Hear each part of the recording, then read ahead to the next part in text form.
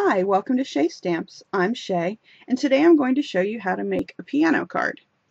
This card is made mostly using this, which is the word window punch from Stampin' Up.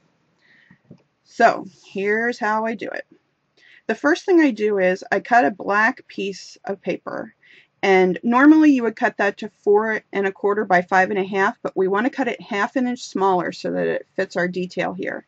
So you're going to cut it to 5 inches by 3 3/4 inches, and you want to save a piece that's 1/2 inch wide, and then it would be the size of your normal card, so to be 5 1/2 by 1/2. And we're going to use this for gluing on the piano keys. You need a piece of white cardstock, and you're going to use your punch, and you're just going to punch out the keys. So after you punch them out, what you want to do is you want to line up your 1/2 inch piece of cardstock with your grid lines, and this is when grid paper comes in super handy. And that way you can line up your keys. So all you do is you take a little bit of snail and put it on the end of your key, and then line it up. Line it up with the line here at the bottom, and so that it goes right to the top of your black paper. And then the next key is very easy, because you're just going to line it up with that first key. And you can use your grid paper to help you if you need it. Okay, and you're just going to keep going doing that all the way down the paper. You'll be happy to know you don't have to watch me do all that, because I have another one almost ready, but I want to put on a few of these white keys so I can show you how to do the black keys too. Alrighty, so for the black keys, they don't need to be as long, and this is where your grid paper comes in handy again. What you can do is, to figure out where halfway on this is, just put it on your grid paper and use these lines right here. So you see there's 1, 2, 3, 4, 5, 6, 7 lines to get the whole length of this, which is 2 inches. So you just go to 3 1/2 and make a mark, and then you can just line up each of your black keys and put a mark on them, and then you know exactly where to cut them in half. They don't have to be super precise, but it's nice if they're as close to half as you can get. And then just put a little bit of snail right on the end of those. And if you're not familiar with the keyboard layout, you can look online and find it super easy, but it'll be 2, 3, 2, 3. And what you want to make sure is you're not exactly in the middle. You want to have a little gap between the black keys to make it look a little more authentic. So just off center a little bit. And you can use your grid paper again for this. I like to have them come down. You can either use where the dip between these ends, or you can use your grid paper, so if you would line it up in the middle, they would come right down to the 9 inch line. So you do 2 together, and just keep a little gap in between them. And then, let me put another white one on. And then the next one would be 3 together. And when I do snail on things that I know are going to go off the edge, I try and do it over here on the side so that the middle of my paper isn't all sticky. Alrighty, and so that would start my 3 keys together.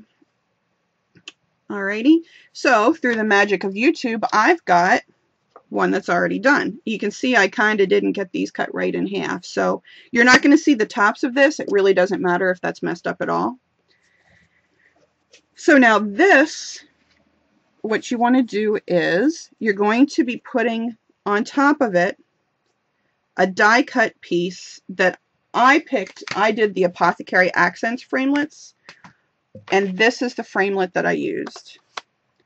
So you just put it on a black piece of paper, it pops right out, and then it pops right out of your framelit.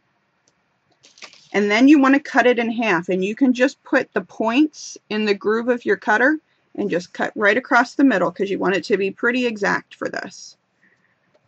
And that's going to cover up all of this stuff at the top. So we're using our grid paper again, and put some snail here on this. And if you have any keys, the black keys that stick up, like if you have to pull them off and put them back down and they get bent, the two-way glue is perfect for that. So for this, you're just going to come down, there you go, 2 lines, and stick that right on there. And because you have a little extra on the white keys, it is going to stick to your paper, but no big deal at all. And then we're just going to cut where you can see the white sticking out behind this. And this doesn't have to be super exact either because, see, there you go. And then this one, we've got extra key at the end. I leave some extra just in case. And then cut out behind this again. Oops. My black key went a little bit off there. Alrighty. We're going to put that onto some black paper. Might be cool if you have the key stick off the bottom a little bit too, but I kind of like that there's more contrast here at the bottom. So more snail. And we'll just stick this on and should fit right on there. Alrighty, now the next thing I did was I have the other half from cutting the framelit in half, and I wanted to make sure that you could really see it since it's black and the background is black.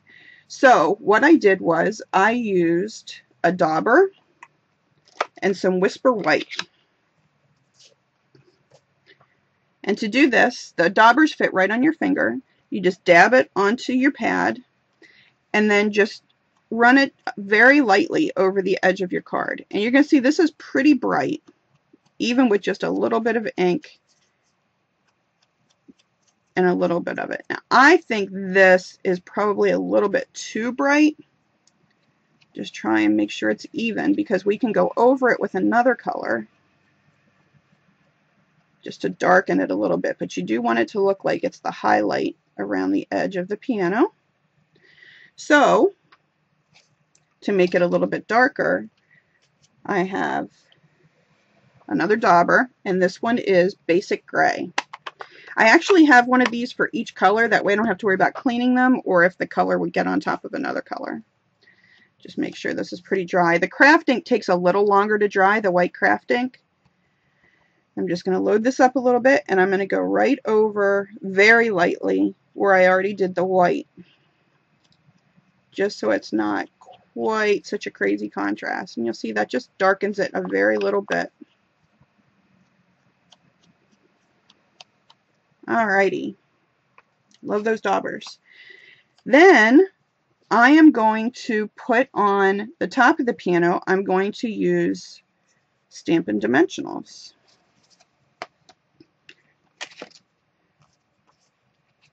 So I put one at each end, and then just one close to the top in the middle. We use a lot of Stampin' Dimensionals in our house. I probably could order them by the case.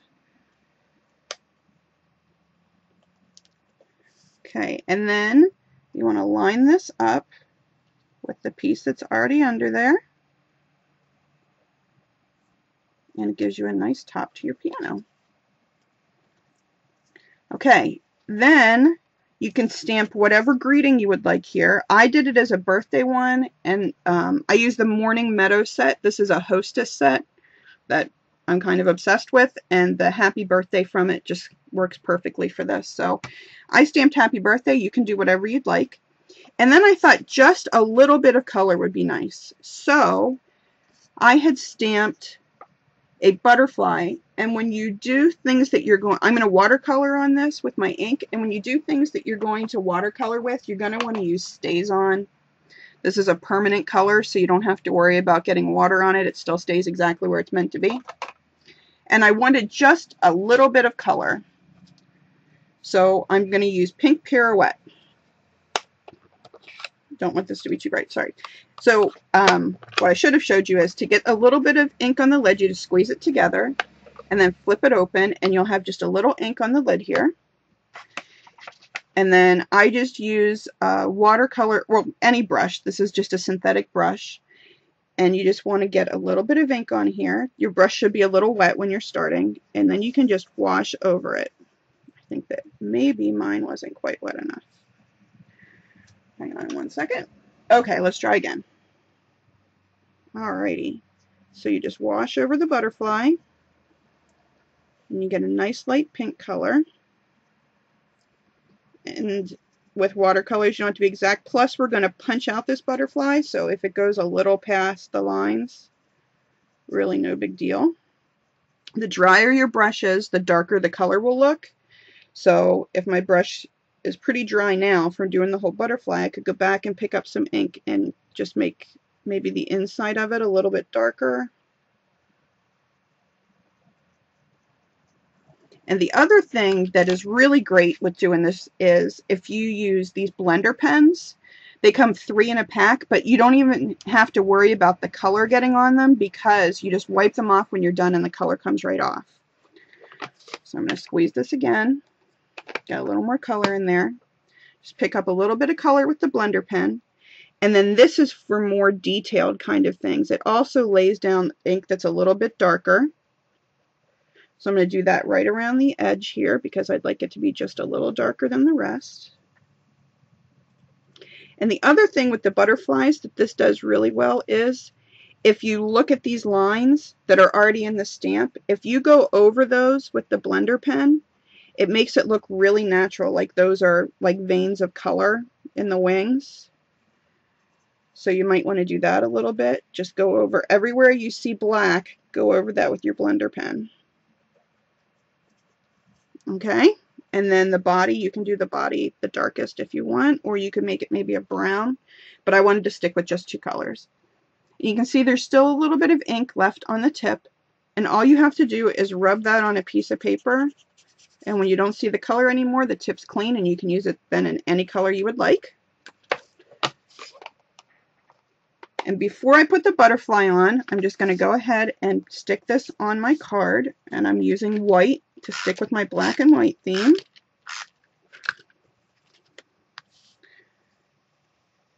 Have a nice big frame around it.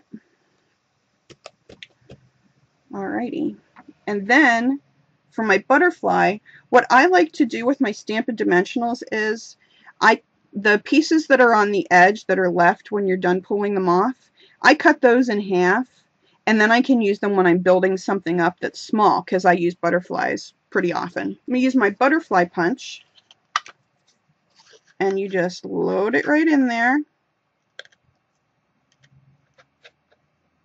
And the Papillon Poutpourri set, which is where I got this butterfly from, it comes with 3 of each size butterfly. So you can get different looks on your cards. One that's a little more floral, one's more modern, and then the one that's a little more realistic. And then there's a smaller butterfly punch that you use for these. Alrighty, so I punched it out, and then I'm going to use the Stampin' Dimensionals that I've already cut, because if the wings stick out a little bit, I think that's really nice. So I'm just going to put 2 of these halves that I've already cut right into the middle of the butterfly. Oops.